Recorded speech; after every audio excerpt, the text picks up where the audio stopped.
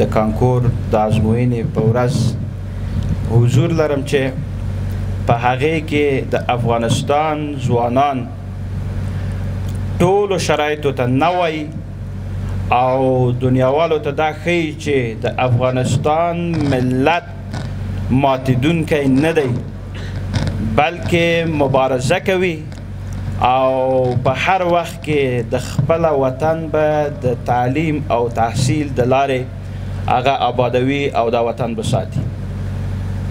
او واقعیت خبره هم دا ده چې کله چې دنیاوال یا علی الخصوص هغه زموږ استاد د وطن دښمنان دې حالت ته ګوري چې څومره دوی کوشش کوي چې دا وطن خرابه کړي،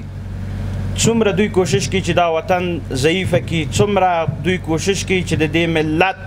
هغه اراده ضعیفه کړي، بیا هم خوشبختانه هغه ډلې ډلې او ګورو ځوانان ګوري چې د هغه د خپله د علمي او تحصیلي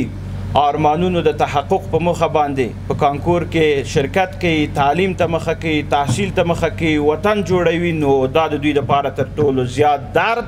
او زموږ او تاسو دپاره تر ټولو زیاته خوشحالي ده.